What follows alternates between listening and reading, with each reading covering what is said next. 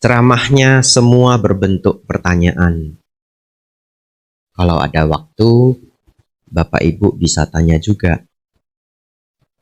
Tapi sebelum Bapak Ibu tanya, saya sudah siapkan 7 pertanyaan. Saya tanya sendiri, jawab sendiri. Tapi kita coba dulu yang nomor 1. Mana tahu Bapak Ibu bisa jawab, ya. Bapak Ibu Saudara,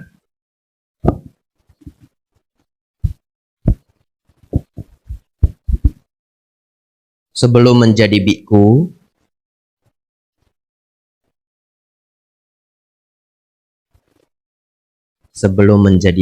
bahkan barangkali 3 tahun sebelum saya berangkat menjadi biku, saya senang sekali dana makan, Bapak Ibu.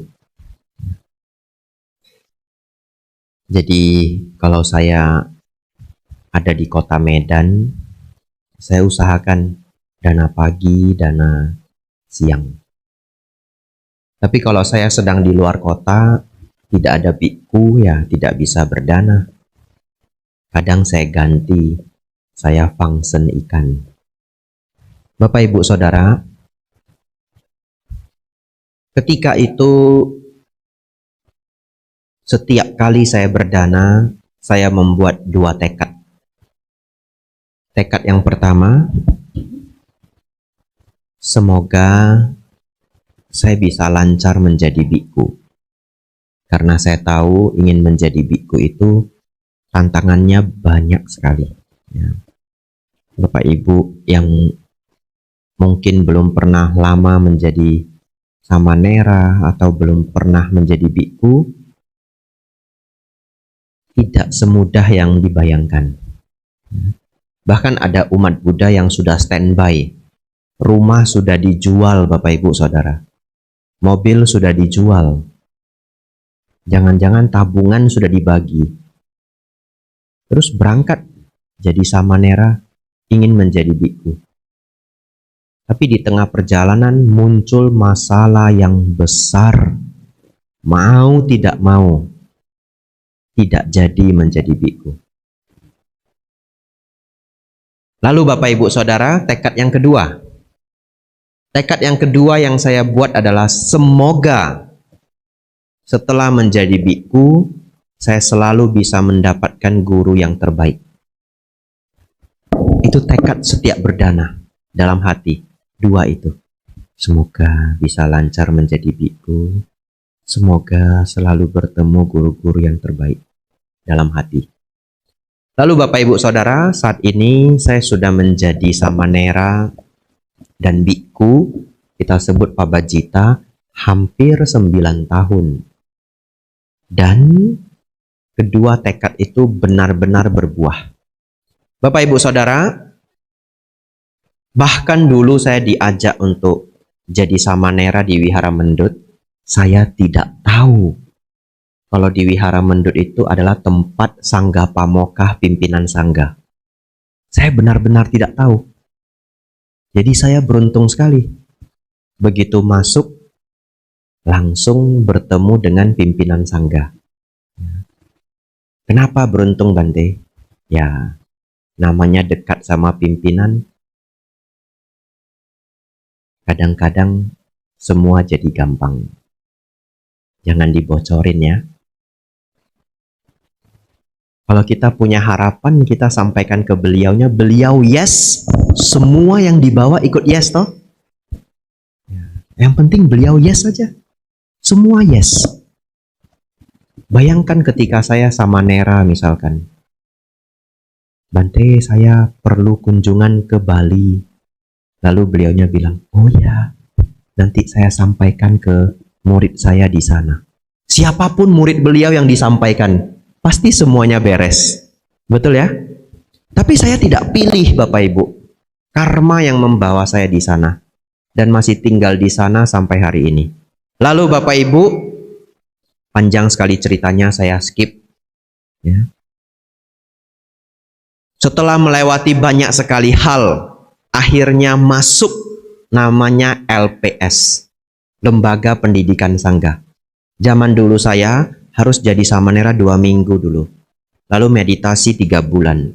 Baru bisa masuk ke Mendut lagi, LPS 1 tahun.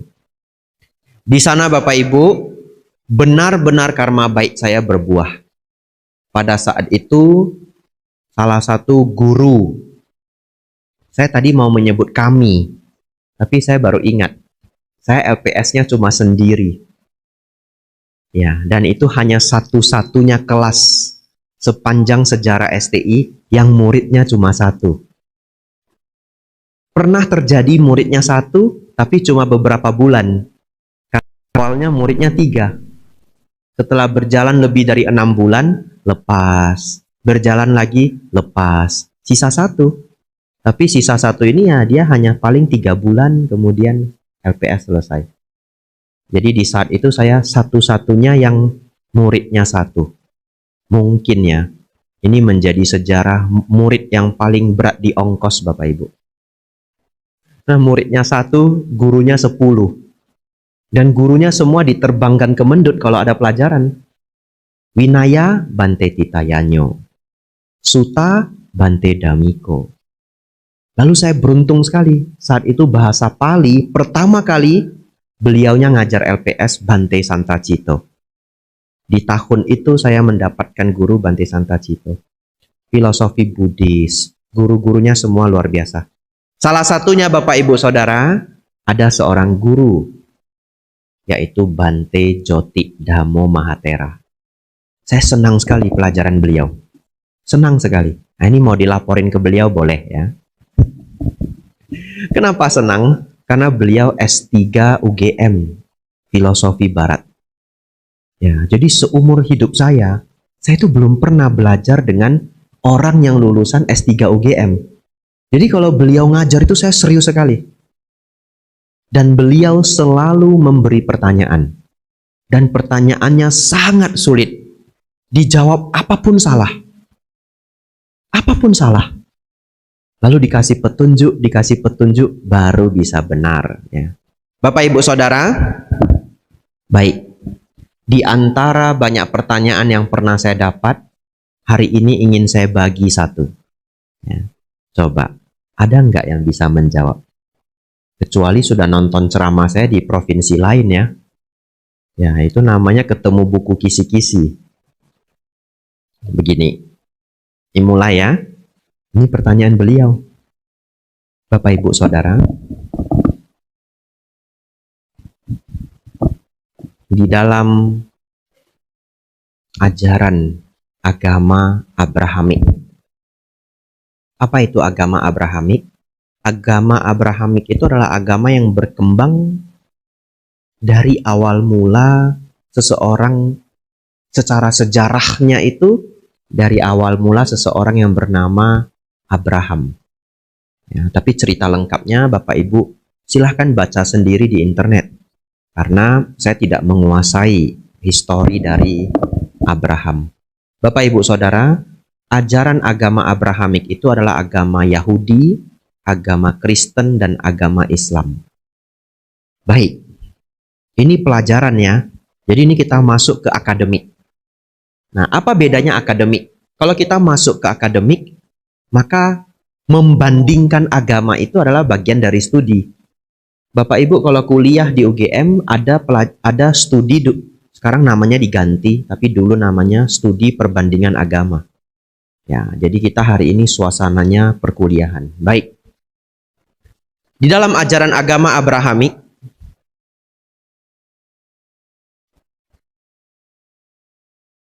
ajaran ini berpusat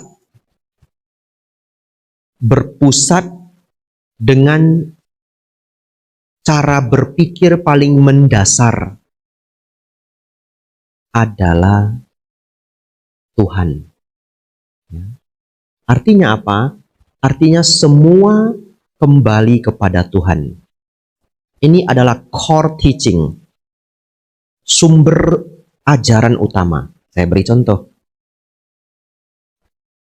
Dalam ajaran Abrahamik, kenapa seseorang tidak boleh mencuri. Walaupun ada alasannya, karena tidak baik, karena merugikan, tapi alasan yang paling mendasar adalah karena itu dilarang oleh Tuhan. Saya beri contoh kedua. Misalkan ada makanan yang tidak boleh dimakan. Ya. Banyak sekali makanan tidak boleh dimakan. Atau minuman yang tidak boleh diminum. Ketika makanan ini dikatakan tidak boleh dimakan, biarpun ada landasan-landasan ilmiahnya, tapi dasar berpikir paling dasarnya itu bukan landasan ilmiah itu. Contoh, misalkan ada satu jenis makanan tidak boleh dimakan. Kenapa tidak boleh dimakan? Baik, secara penelitian ternyata makanan ini katakanlah sejenis daging. Daging ini ada cacingnya.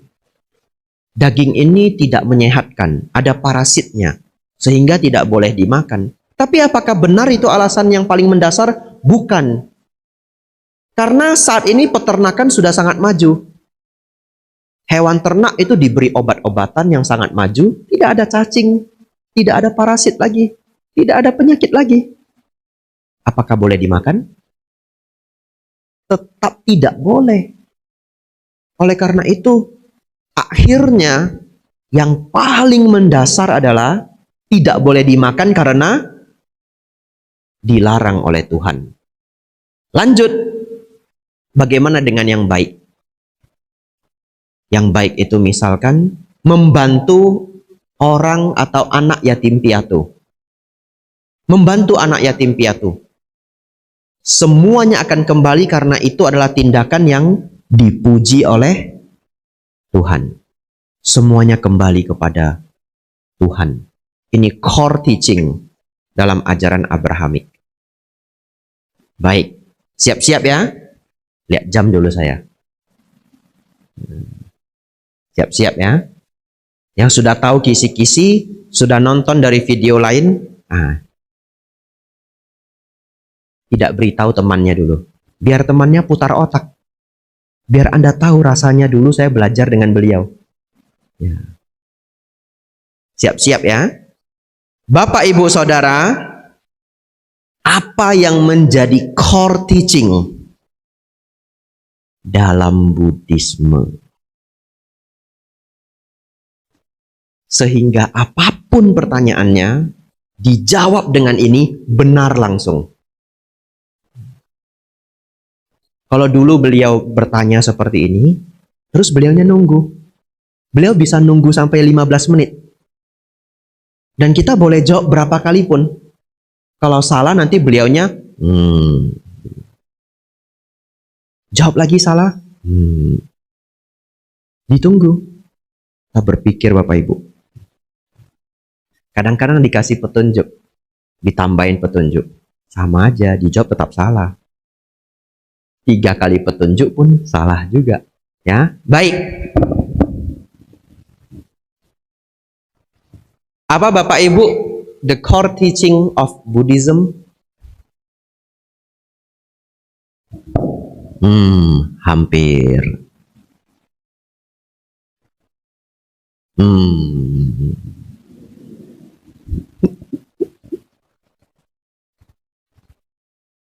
Harus yang paling mendasar. Hampir aja nggak boleh. Hampir itu sudah hampir benar. Tapi hampir pun nggak boleh. Ya. Ya. Bukan ya.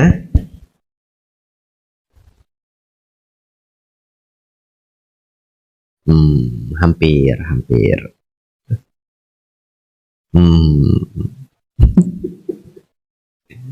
Apa? Karma. Ya, saya nunggu ini jawaban karma. Bukan juga. Karena saya tahu akan ada yang jawab karma ya.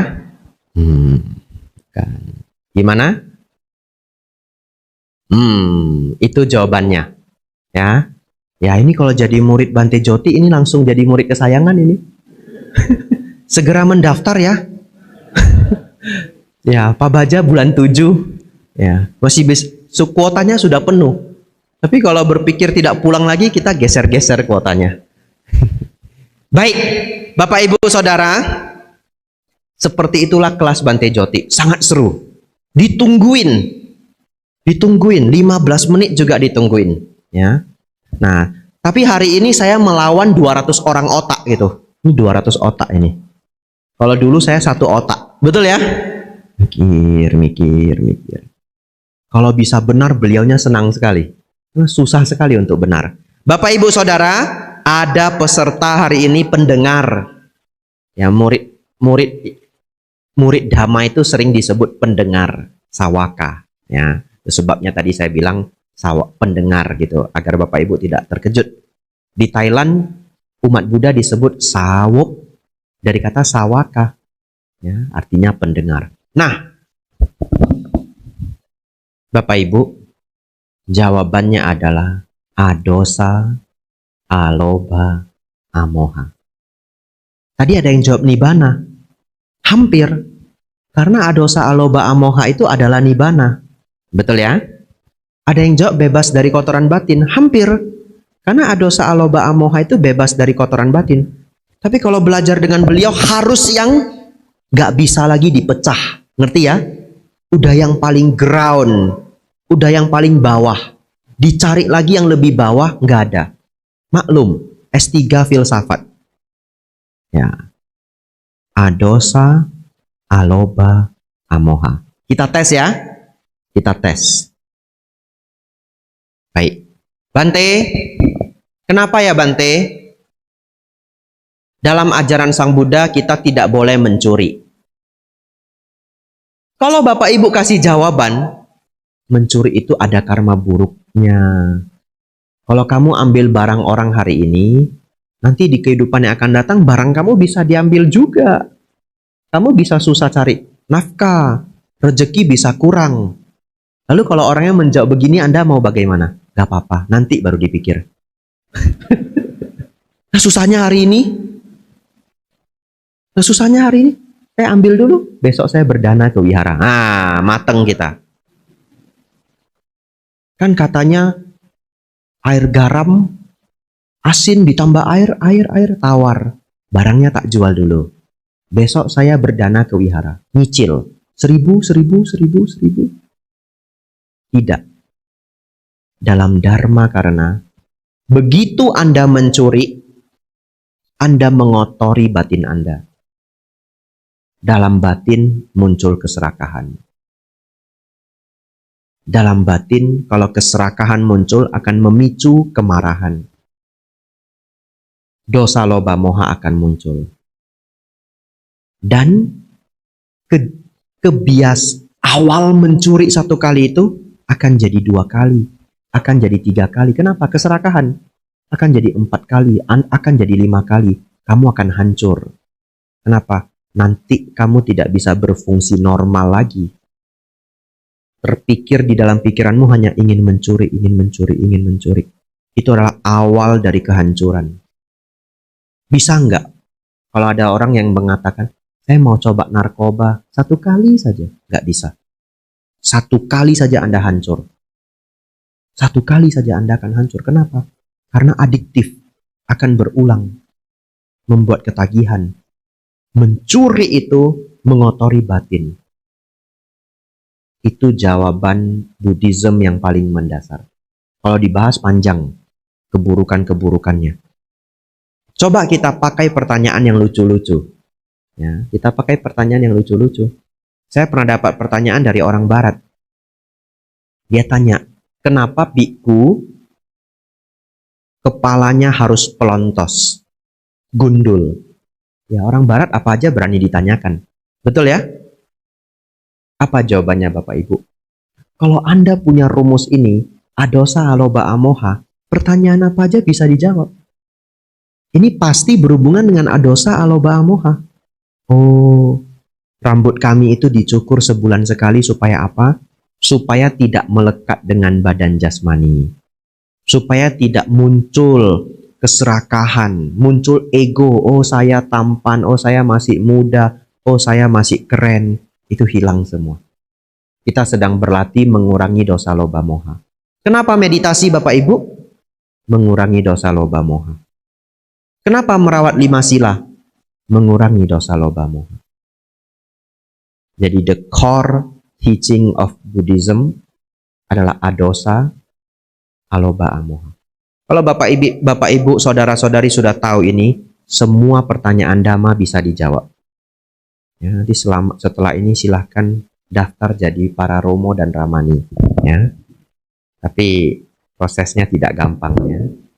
Setahu saya bergabung di Magabudi ada tahapan-tahapannya. Bapak Ibu Saudara, kita lanjut.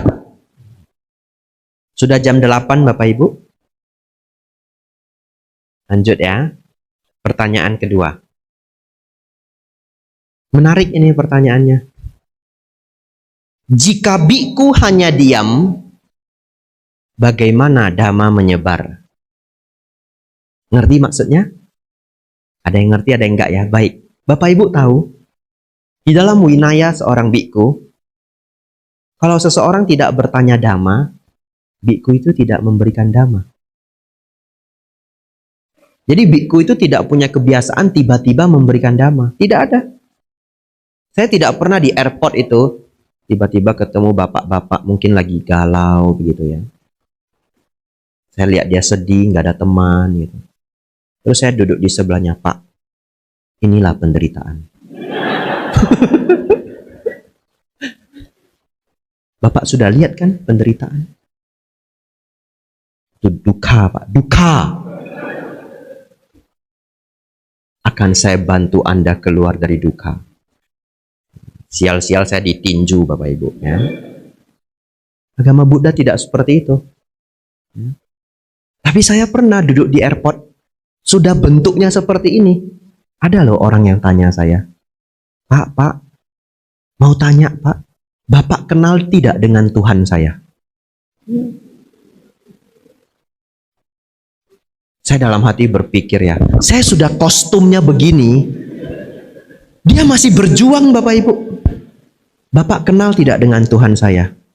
Terus saya jawab, oh tidak kenal Pak. Bapak tidak bisa ke surga. Ya Pak, enggak apa-apa. Saya mau ke Jakarta. Saya jawab begitu. Ya.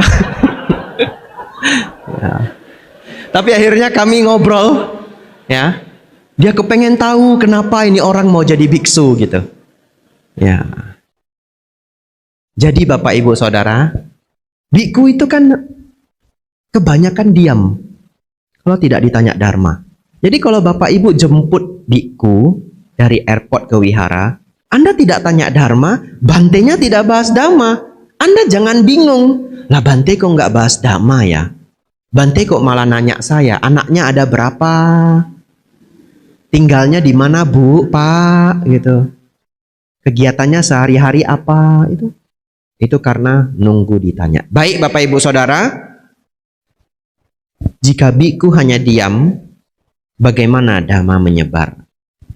Bapak Ibu Saudara, Dhamma menyebar karena para biku mempraktekkan Dhamma dan Winaya. Uniknya, ketika para biku mempraktikkan Dhamma dan Winaya, membuat ketertarikan bagi orang lain. Saya ambil kisah di zaman Sang Buddha, Bante Asaji. Ya. Bante Asaji sudah mencapai tingkat arahat, kemudian beliau jalan Pindapata. Jadi beliau tidak dalam rangka mencari murid, tapi di sana ketemu pemuda Sariputta, belum menjadi biku Sariputta, pemuda Sariputta.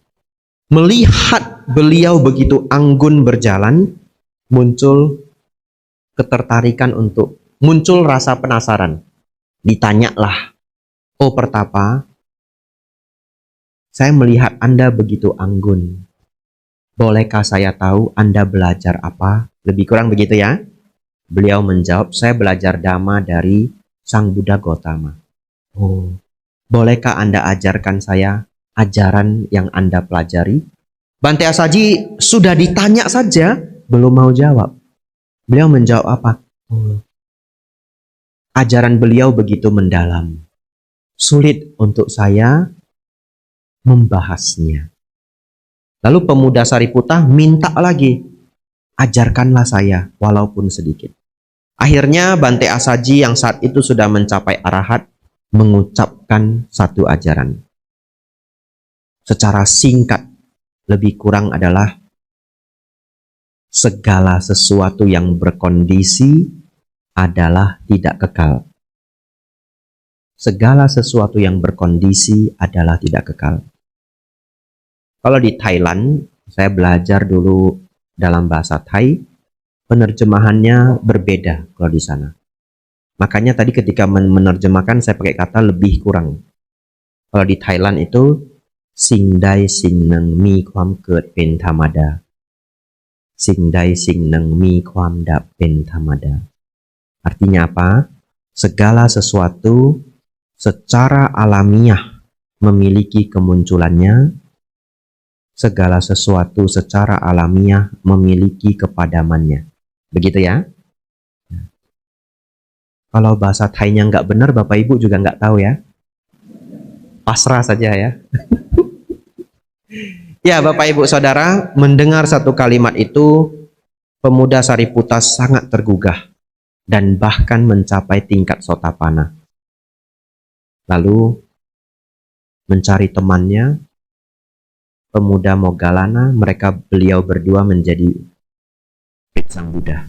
Dan akhirnya menjadi tangan kanan dan tangan kiri Sang Buddha. Murid paling unggul di dalam sejarah kehidupan Sang Buddha. Biasanya ada di altar ya, sebelah kanan, sebelah kiri. Di sini ada enggak? Ya, ada ya, Bapak Ibu Saudara. Sebelah kanan, sebelah kiri. Setiap saya membahas Bante Sariputta dan Bante Moggallana, guyonan saya selalu sama, template di setiap tempat ya. Kenapa? Bante Sariputta dan Bante Moggallana wajahnya sama, Bapak Ibu. Wajahnya sama ya. Ya. Supaya gampang produksinya ya. Jadi kalau kita ke Thailand, kita mau cari Rupang, Arca, Bante Sariputta, Moggallana, mereka jejerin itu banyak sekali. Kadang-kadang bisa 60 piece. Nggak tahu yang mana Bante Sariputta, Bante Moggallana. Nah, wajahnya sama semua. Nah, kadang ada yang nanya, kalau yang dari Indonesia, Bante Sariputta yang mana ya Bante? Lalu saya tanya, yang jual, ใครที่เป็นพระสารีบุตร siapa yang Bante Sariputta? เหมือนกันหมด katanya, sama semua. Pokoknya taruh di kanan Bante Sariputta, taruh di kiri Bante Moggallana. Ya, itu maklum ya, untuk menghemat ongkos produksi ya. Bapak Ibu Saudara, kita lanjut. Nomor 3. Ini singkat saja, pengetahuan saja. Karena saya tidak mau banyak membahas bagian ini hari ini. Mengapa agama Buddha banyak aliran? Ini singkat saja Bapak Ibu. Agama Buddha itu banyak aliran karena setelah Sang Buddha Mahaparinibbana, para bhikkhu mengembara Bapak Ibu. Ketika para bhikkhu mengembara, masuk ke kerajaan-kerajaan yang berbeda. Dulu masih zaman kerajaan. Ternyata di setiap daerah itu sudah ada yang pertama, agama dan budaya setempat. Jadi akhirnya ketika agama Buddha masuk di sana, akan terpengaruh oleh agama dan budaya setempat. Oleh karena itu, ketika agama Buddha tiba di Tibet itu sudah ada 2 agama besar, agama Tantra dan agama Bon, B-O-N. Oleh karena itu, Tantrayana, Buddhism Tantrayana itu masih memiliki pengaruh dari 2 agama besar ini. Ketika agama Buddha tiba di Tiongkok, di sana sudah juga ada 2 agama besar, yaitu Taoisme dan Konghucu.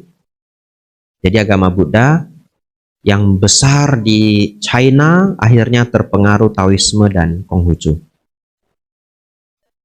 Jadi begitu juga Theravada, tidak lepas dari pengaruh budaya setempat. Bapak Ibu Saudara, jadi yang pertama karena ada pengaruh budaya dan agama setempat. Yang kedua, karena ada pengaruh dari raja setempat. Raja itu punya kuasa untuk mengubah ajaran. Karena namanya dia raja. Kalau dia mau ubah, sama kitabnya pun berubah. Dan tidak akan ada yang berani komplain. Ya. Yang ketiga, karena guru besar. Bapak Ibu bayangkan, dalam 100 tahun, itu bisa muncul 3 generasi. Betul? Yang umur 30, yang umur 60, yang umur 80-an. Ya. Jadi dari range 100 tahun itu, kalau kita katakan akan muncul orang pintar per 25 tahun sekali, muncul orang pintar, maka akan muncul 4 orang. Kalau dalam 100 tahun muncul 3 orang pintar, maka akan muncul 3 orang. Kalau 300 tahun, 9 orang. Ini 2600 tahun. Tentu sudah banyak orang pintar yang muncul. Orang pintar dari setiap aliran itu akan menulis catatan baru. Kita sebut kitab komentar. Kitab komentar inilah yang membuat antara satu aliran dengan aliran yang lain semakin berbeda dari abad demi abad. Betul ya? Dari abad demi abad. Contoh, di Tibetan Buddhism ada pengaruh guru besar yang namanya Biksu Atisa. Di Mahayana, Bapak Ibu Saudara, ada pengaruh dari guru besar namanya Biksu Nagarjuna. Di Theravada juga ada pengaruh besar, yaitu Bhikkhu Buddhaghosa. Ya, salah satu kitab paling terkenal adalah Visuddhimagga. Visuddhimagga itu bukan bagian dari Tripitaka, tapi kitab yang ditulis oleh Bhikkhu Buddhaghosa 1000 tahun yang lalu. Nah, inilah yang membuat bagaimana aliran itu menjadi lebih berbeda, lebih berbeda, lebih berbeda. 100 tahun, 3 orang pintar. 1000 tahun, bisa 30 orang pintar. Jangankan 30 orang pintar, Bapak Ibu Saudara, 2 orang pintar saja sudah bisa membuat ajaran itu menjadi sangat berbeda. Kadang-kadang. Jadi Bapak Ibu Saudara, ini pengetahuan umum saja, supaya cakrawala kita bertambah, meningkatkan toleransi juga ya.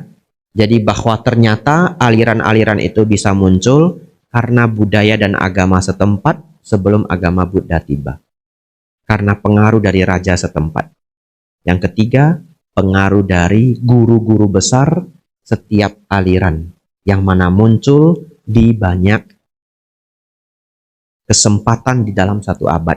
Lanjut, pertanyaan keempat. Nah, ini menarik ini ya. Karena menarik, saya minum dulu. Ya.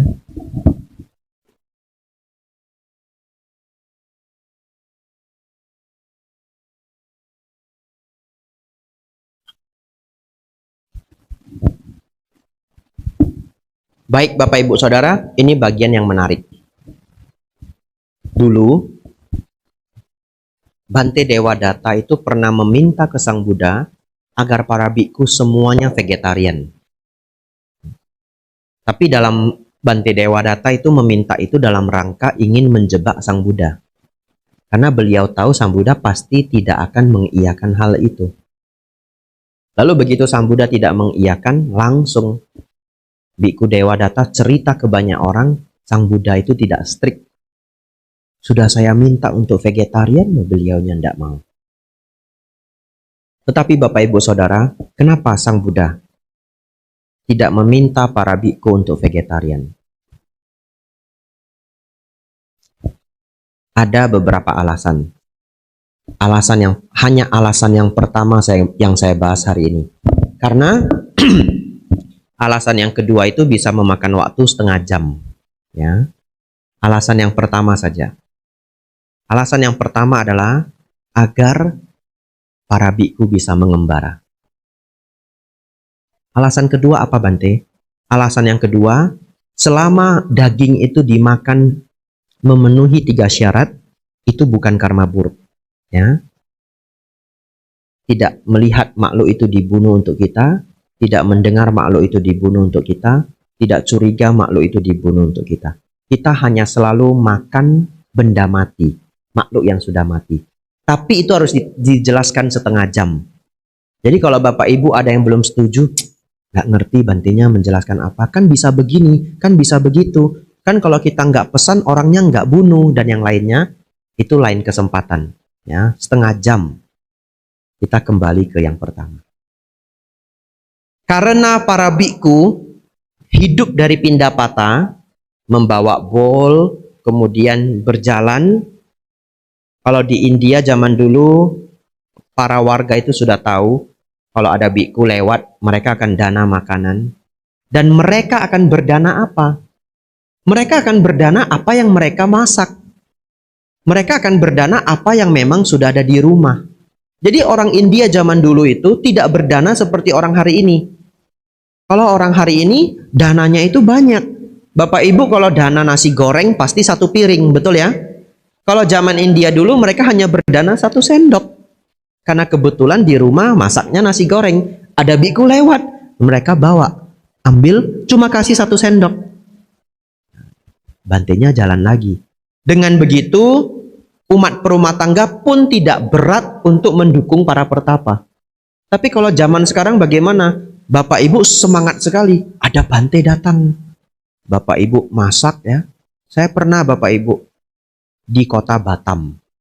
Karena ini bukan hal yang jelek ya, saya kasih tahu nama kotanya. Di kota Batam itu tidak tahu kenapa.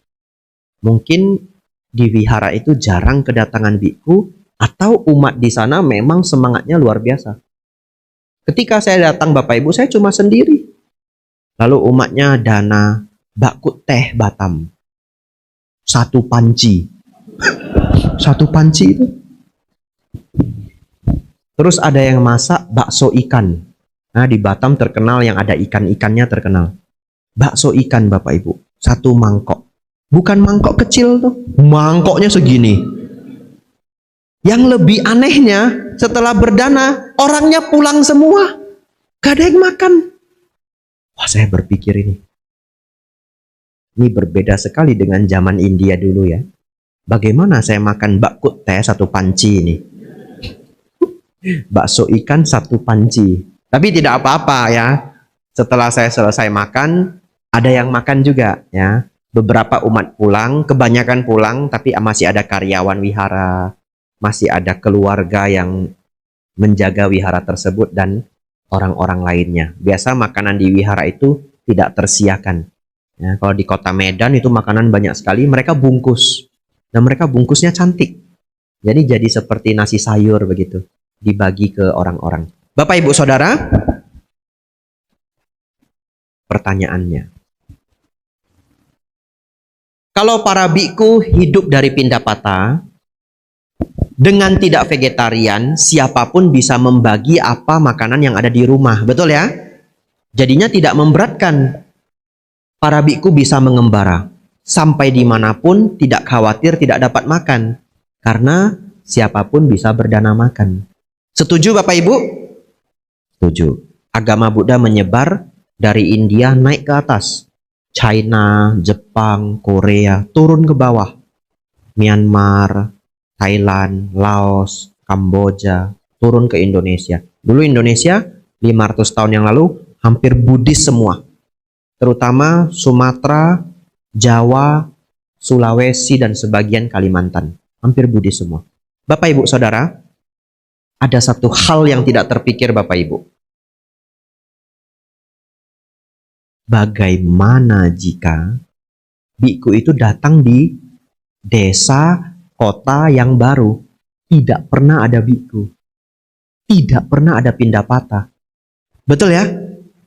Gimana cara mendapat makanan? Nah, ini benar-benar terjadi pada seorang biku. Beliau sudah meninggal. Namanya Bante Damaudo Mahatera. Beliau 9 tahun berlatih di wiharanya Acanca, Wat Pa Nanachat. Ya, Pa itu artinya hutan, Nanachat itu artinya internasional. Jadi kalau diterjemahkan, wihara hutan internasional. Murid yang di sana semua biku orang luar negeri. Jadi orang Thai saja tidak bisa masuk di sana. Kalau orang Thai nanti ada satu wihara lagi khusus orang Thai. Wat Pa Nanachat, semua orang luar negeri.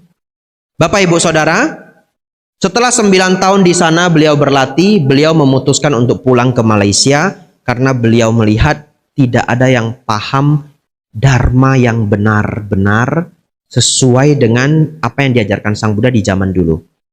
Kebanyakan yang berkembang di Malaysia pada saat itu yang sudah berubah bentuk. Akhirnya beliau memutuskan untuk pulang. Beliau tinggal di satu daerah namanya Perak. Beliau menemukan gua yang cocok. Beliau tinggal di goa, tidak ada wihara. Lalu Bapak Ibu Saudara, paginya beliau pindah patah. Bapak Ibu bayangkan ya, beliau ambil bowl Bapak Ibu, jalan di pasar. Sepanjang jalan, nah pindah patah yang benar itu tidak boleh bicara satu patah kata pun. Ini yang benar. Ini yang benar. Tapi di Indonesia kita sulit mempraktekkan yang benar. Yang benar itu bawa bowl, mata melihat di jalan, jarak 2 meter, jalan. Tidak boleh bicara. Kenapa di Indonesia susah mempraktekkan ini? Karena pasti ketemu umat Buddha yang ceria. Namo Buddhaya Bante. Selamat pagi Bante, betul? Ya. Jadi kalau kita ikuti aturan ini, Namo Buddhaya Bante. Diam. Bante selamat pagi. Bante Abi jatuh ya? Diam. Tadi sudah mau dana lemper Bapak Ibu. Sombong sekali rupanya Bantenya, nggak jadi. Bantenya kelihatan ceria kalau di YouTube, kalau ketemu sombongnya minta ampun, nggak jadi lempernya. Terus ada Bante di belakang, selamat pagi Bante, selamat pagi Bu. Nah lempernya dia yang dapat Bapak Ibu, langsung 2. Nah di Indonesia nggak bisa seperti itu. Bapak Ibu Saudara, beliau ambil bowl, beliau jalan di pasar dari awal sampai akhir. Setelah tiba di akhir nggak dapat apa-apa, balik lagi dari akhir jalan ke awal. Semua orang liatin, nggak ada yang ngasih apa-apa. Gagal Bapak Ibu. Setelah sampai di awal, coba jalan lagi sekali, pantang menyerah, tidak dapat apa-apa. Semua orang berpikir apa? Ini orang suku pedalaman ya? Ya. Ini orang mana ini? Ini orang mau apa? Semua orang liatin, tidak ada yang dana makan. Lalu akhirnya beliau ingat di dalam Winaya, Sang Buddha mengizinkan. Kalau pindah patah tidak mendapatkan apa-apa, boleh berdiri di depan rumah umat. Agak lama. Ya, sebenarnya ada hitungan detiknya juga. Bukan hitungan detik. Hitungan gitu. Ya, berapa hitungan pindah ke sebelah. Berapa hitungan pindah ke sebelah. Tapi tidak berhasil juga. Akhirnya beliau pakai yang paling ekstrim. Beliau berdiri di depan, kan di pasar ini ya, di depan orang yang jualan makanan, terus nggak mau pergi, berdiri aja. Nggak mau pergi Bapak Ibu. Kalau saya di sini juga bisa, kalau di Bali ya, saya berdiri di Bapak Ibu yang jualan oleh-oleh ya, berdiri, nggak mau pergi. Beliaunya berdiri itu di depan orang jualan makanan, tidak mau pergi. Terus orangnya datang Bapak Ibu. Ngasih apa Bapak Ibu? Uang. Karena bowl itu mirip sama kalau orang minta-minta, betul ya? Ngasih uang Bapak Ibu. Orangnya datang ngasih uang. Beliaunya nggak mau buka bowlnya. Bowl kan ada tutupnya. Diam aja. Pak, ini, Pak. Diam saja. Terus yang ngasih balik, ngasih tahu bosnya, nggak mau dia Bu, orang gila. Karena siapa yang tidak mau uang Bapak Ibu? Hanya orang gila. Itu pun kalau orang gila yang sudah parah. Orang gila yang belum parah mau uang. Segila-gilanya orang gila tahu uang Bapak Ibu. Lah Bante kok tahu? Saya kuliah psikologi. Dulu saya prakteknya di rumah sakit jiwa. Begitu kami ketemu Bapak Ibu tahu orang, kalau sekarang harus bilang ODGJ. Tapi saya ingin menyampaikan ke komunitas ODGJ juga. Gila itu adalah bahasa yang sopan di zaman dulu. Gila dalam bahasa Pali artinya sakit. Ya, kalau di Sekya itu nak gila nasa, kalau tidak sakit. Semua peraturan Winaya di Sekya itu nak gila nasa, kalau tidak sakit. Ya, Biku harus begini, biku harus begini. Kalau tidak sakit, kalau sakit tidak apa-apa. Bapak Ibu Saudara, jadi di Indonesia ini kita sudah memanggil mereka yang sakit jiwa dengan bahasa yang paling lembut di zaman dulu. Dia sakit. Gila itu sakit umum, demam itu gila. Ya, sakit kepala itu gila. Bahasa Pali ya. Ya, tapi lama dipakai bahasa itu sekarang sudah terkesan kasar lagi. Sekarang sudah ganti bahasa baru ODGJ. Begitu ya. Baik Bapak Ibu Saudara, orangnya ini kasih uang nggak mau. Nah tadi saya cerita praktek di rumah sakit jiwa. Bapak Ibu tahu kalau saya ketemu itu pasien, baru ketemu, dokter, minta 1.000. Iya. Terus kita interview ya kan, kita bikin tugas ya. Ibu masih ingat siapa yang bawa ibu dulu ke sini? Diem dia, nggak mau kasih jawaban. Ibu ingat ndak dulu siapa yang bawa kemari? Lupa. Nanti tak beli nasi padang bu. Oh iya dulu anak saya bawa saya kemari. Nah langsung ingat dia. Ini orang gila itu pinter juga ya. Ya. Tapi kalau yang sudah parah, yang di belakang, yang di kerangkeng, nggak ngerti apa-apa lagi. Uang sudah nggak laku. Bapak Ibu Saudara, orangnya balik. Dia nggak mau. Gila ini orang, duit juga nggak mau. Dia diam aja. Itu orangnya mau apa sih? Agak lama mereka diskusi, beliaunya nggak mau pergi. Diam aja. Akhirnya ada yang kreatif Bapak Ibu. Datang bawa kue. Nah, begitu kue mendekat, langsung tutup bol itu terbuka Bapak Ibu. Sret. Tidak ngomong apa-apa, buka ini sret. Kue masuk. Begitu masuk, tidak ada ucap thank you, tidak ada. Itu pindah patah yang benar. Ya, tutup lagi. Jalan ke sebelah. Orangnya bingung liatin. Bayangkan Bapak Ibu ngasih ke seseorang yang dianggap aneh ya. Kasih kue, nggak thank you, nggak terima kasih, nggak ada matur nuwun ya. Pergi dia ke sebelah. Pasti kita lihat, opo orang ini ya. Aneh bener. Terus jalan ke samping, ada orang yang jualan lagi toh. Berdiri diam. Toko yang pertama ngasih tahu, dia mau kue gitu ya. Dia mau kue, uang nggak mau. Bawa kue Bapak Ibu, begitu kue datang, buka. Taruh kue, tutup. Jalan lagi. Beliau berhasil Bapak Ibu. Semua orang di pasar kasihnya kue Bapak Ibu.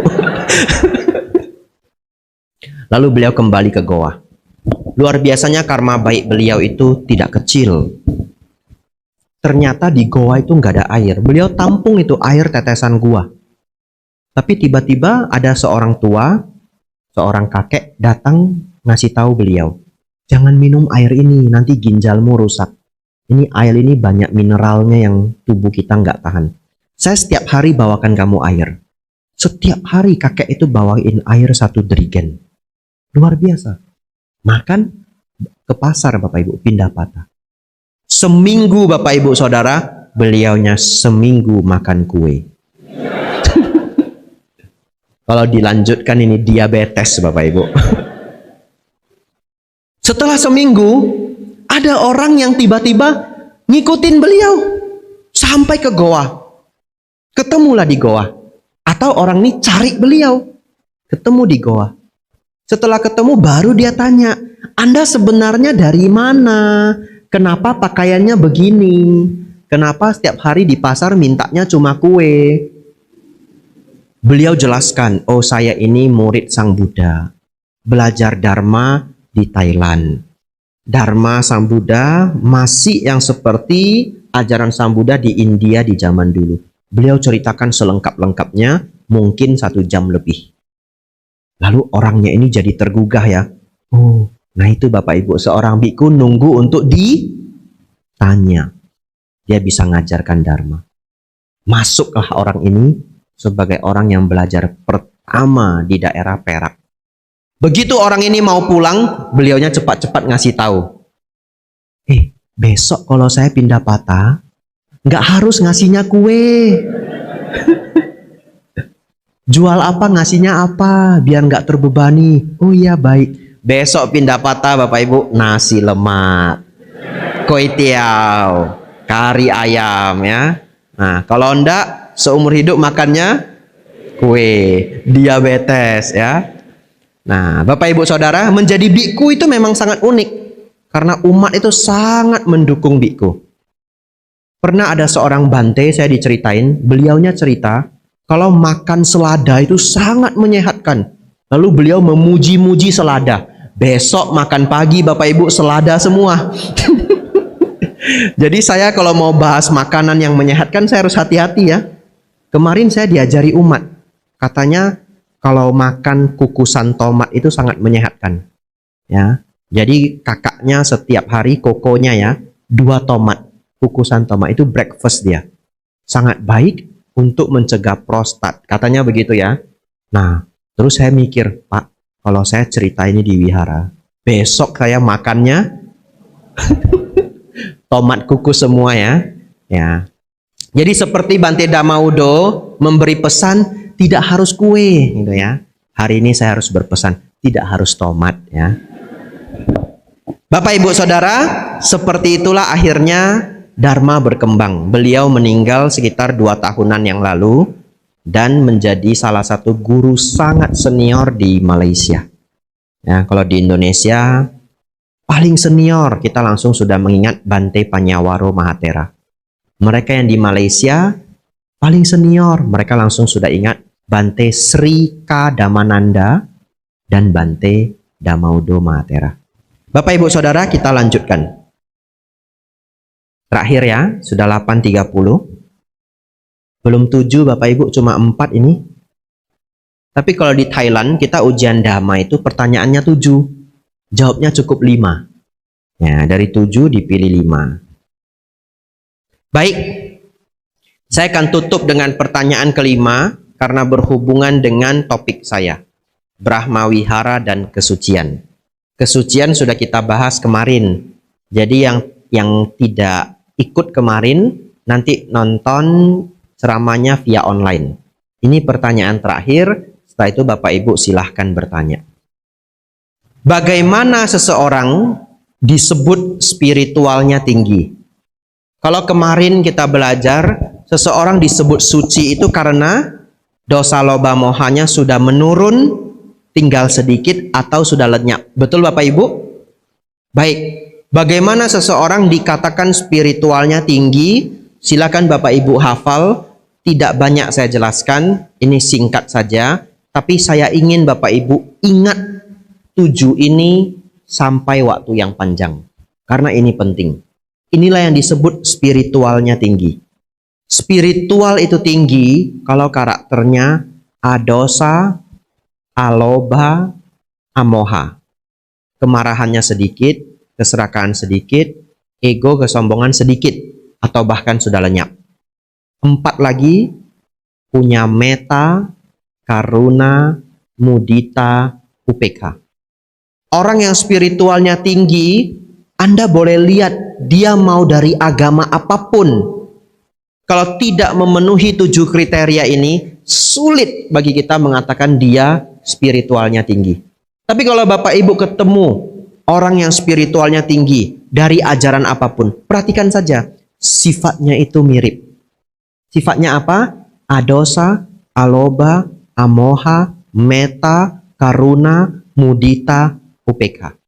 Saya bahas 4 ini, karena yang 3 sudah saya bahas kemarin. Meta dengan karuna. Ini yang paling sering umat Buddha sulit memahami. Karena kalau diterjemahkan terlalu mirip. Yang satu cinta kasih, yang satu belas kasih. Bedanya adalah ini Bapak Ibu. Meta itu mengharapkan orang lain bahagia. Karuna membantu seseorang keluar dari penderitaan. Baik, saya beri contoh. Kalau di dekat rumah Bapak Ibu ada anak kecil kena disentri, muntah berak. Disentri parah. Dan anak balita itu kalau kena disentri parah bisa meninggal Bapak Ibu. Ya, jangan menganggap remeh disentri pada anak. Lalu, karena keluarganya tidak keluarga ini kesulitan membawa anaknya untuk ke rumah sakit, Bapak Ibu inisiatif, saya bawa aja ke rumah sakit. Biaya saya yang tanggung. Itu meta atau karuna Bapak Ibu? Karuna. Karena ingin membebaskan seseorang dari penderitaan. Kalau meta bagaimana Bante? Ingin makhluk lain bahagia. Dia tidak harus menderita. Dia sudah bahagia, kita mau tambah kebahagiaan dia, itu pun boleh. Namanya meta. Bagaimana contohnya? Bapak Ibu misalkan masak kolak. Setelah masak kolak yang begitu banyak, bagi ke tetangga. Pertanyaan saya, apakah tetangga Anda sedang kesulitan hidup? Enggak. Dia happy-happy saja. Tapi Bapak Ibu bawakan makanan, dia tambah happy. Jadi kita lebih sering menggunakan kalimat praktek meta. Kenapa? Karena kita tidak tahu orang yang kita bantu itu apakah sedang menderita atau tidak. Begitu ya? Kita universal saja membantu. Tapi kalau Anda tahu orang ini sedang menderita, korban kecelakaan, korban kebakaran, Anda bantu, itu namanya karuna. Ketiga Bapak Ibu, mudita. Mudita itu senang melihat orang lain bahagia. Senang melihat orang lain sukses. Ini kelihatan sepele Bapak Ibu. Tapi saya beritahu Anda, ini adalah rahasia hidup bahagia. Ya. Rahasia hidup bahagia itu adalah membuang kecemburuan. Sebenarnya kalau umat Buddha itu mengerti hukum karma, tidak selayaknya punya sifat cemburu dan iri hati. Kenapa? Karena tidak masuk akal.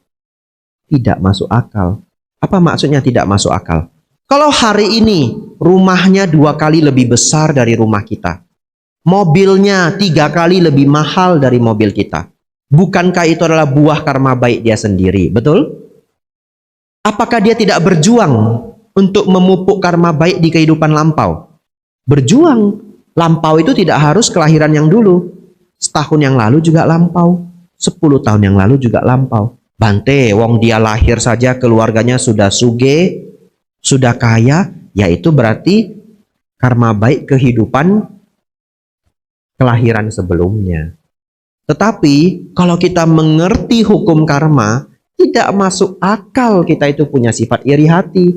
Karena setiap orang itu hanya menikmati buah dari perjuangannya. Bante, dia seneng banget dia Bante terlahir pintar.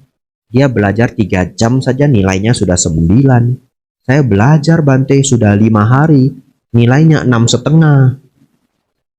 Mau nyontek tidak berani, kata Bante itu nanti karma buruk. Ya, Anda melihat dia terlahir pintar saat ini. Tapi kalau kita bisa melihat kehidupan sebelumnya, dia adalah orang yang sangat senang belajar. Tidak minum minuman keras, sehingga pikirannya itu jernih. Dan senang bermeditasi, sehingga konsentrasinya kuat. Dan dia melakukan itu berpuluh-puluh tahun. Lahir di kehidupan ini jadi orang pintar. Tapi itu adalah buah kehidupan lampau. Dan Anda bisa melakukannya saat ini. Bagaimana Bante supaya saya terlahir di kehidupan akan datang semakin pintar dari hari ini? Rajin bermeditasi. Rawat 5 sila. Jangan minum minuman keras. Jangan menyiksa makhluk lain supaya kita tidak terlahir cacat. Senang belajar. Ikut SPD. Begitu ya. Ada kelas Bante Abijato. Cepat-cepat datang. Begitu ya. Bapak Ibu Saudara. Itu mudita. Terakhir adalah UPK. Wah, panjang juga kelas saya ya. Tadi mulainya jam berapa? Jam 7-an ya? Sudah 1 jam lebih ya. Karena terasa konsentrasi sudah berkurang. Ya. Ya. Ini terakhir Bapak Ibu. Dari tadi Bante terakhir nggak habis-habis. Ya. Tapi bagian ini pentingnya UPK. UPK ini sangat penting. Terutama kalau Anda orang baik. Ya. Terutama kalau Anda orang baik. Kalau Anda orang baik, lalu empati Anda sangat tinggi, Anda bisa duka juga. Ada umat Buddha yang sangat baik cerita ke saya, Bante dulu saya sering duka. Kenapa? Kalau saya lihat orang di rumah sakit kena kanker, saya serasa kena kanker. Kalau saya melihat orang itu hidupnya susah, saya merasa seperti hidup susah. Jadi sangat merasa. Melihat orang sedih, dia ikut sedih. Melihat orang sakit, dia ikut sakit. Ternyata secara dhamma, setiap bentuk penderitaan batin adalah kotoran batin. Ya, walaupun maksudnya baik. Jadi kalau Bapak, Ibu, Saudara-saudari bersedih terlalu berat karena melihat orang lain itu bersedih, itu bukan hal yang baik secara dhamma. Tetapi tentu kita akan tersentuh, betul ya? Tentu kita akan tersentuh, tapi jangan sampai membuat hidup kita menjadi sulit. Oleh karena itu, kita harus tiru para dokter. Dokter itu menyembuhkan penyakit kita. Sesakit apapun kita datang, dokter masih bisa senyum. Betul ya? Kadang-kadang stres juga ya. Kita misalkan seseorang usus buntu, Bapak Ibu, sakitnya minta ampun, wajah sudah hijau, dokternya masih bisa, selamat pagi gitu. Ini sakit sudah berapa jam? Namanya siapa? Kita sudah mau mati, Bapak Ibu Saudara ya. Tanya nama siapa gitu. Nah, tetapi kenapa dokter itu tidak bisa ikut sakit seperti kita? Karena dokter sudah terbiasa dan dia tahu tugas dia adalah menyembuhkan rasa sakit kita. Dokter ikut sakit ada gunanya enggak? Anda mau enggak? Anda sakit, kaki kejepit, atau Anda, jangan Anda lah, orang lain ya. Jadi takut kita ya. Bapak Ibu Saudara, bayangkan seseorang kakinya terjepit, tangannya terjepit, usus buntu dan sebagainya. Datang ke dokter. Dokter, ini tangan saya, ini luka, ini berat. Lalu dokternya juga ikut nangis. Waduh, kasihan kamu. Lalu dokternya tangannya gemetar. Gimana ini Pak? Gimana Anda kok bisa begitu? Gitu. Anda berani nggak ke dokter seperti itu? Anda langsung pulang, Bapak Ibu ya. Oleh karena itu dokter itu harus kuat. Kalau Anda ingin jadi murid Sang Buddha, Anda harus jadi orang baik hati yang batinnya kuat. Kita sebut sebagai UPK. Melihat makhluk lain menderita, ditolong. Bukan ikut menderita, betul ya? Ada orang jatuh ke selokan, Anda tidak harus menangis, selalu sambil liatin, sambil sedih. Mau ngangkat dia udah nggak kuat karena badan ini lemas gitu, nggak ada gunanya. Tenangkan diri. Setiap orang menjalani karmanya masing-masing. Semoga orang ini bisa terbebas dari duka. Kalau Anda sanggup membantu, bantu. Kalau Anda tidak sanggup membantu, beritahu orang lain. Mungkin ada yang bisa membantu. Kalau tidak ada yang bisa kita lakukan, kita beri harapan baik. Ya, semoga dia terbebas dari duka. Belajar seperti ini Bapak Ibu pelan-pelan, namanya UPK. 7 Bapak Ibu, selesai tugas saya hari ini. Ya, ini disebut 7 kualitas orang yang spiritualnya tinggi. Adosa, alobha, amoha, metta, karuna, mudita, UPK. Ya, sabe, sata, bawantu, sukitata,